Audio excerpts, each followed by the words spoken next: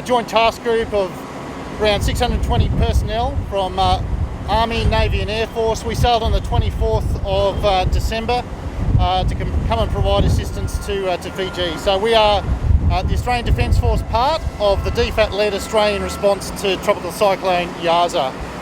So of course that response is being led from the forefront, planned out and executed by the Fijians. So we're really here in support of that Fijian effort, which we're seeing through NDMO and our links there.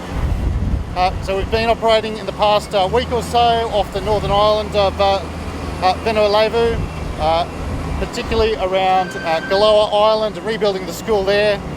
We've made a fair bit of progress there, and I'll let John talk to some of the exact progress there on the primary school.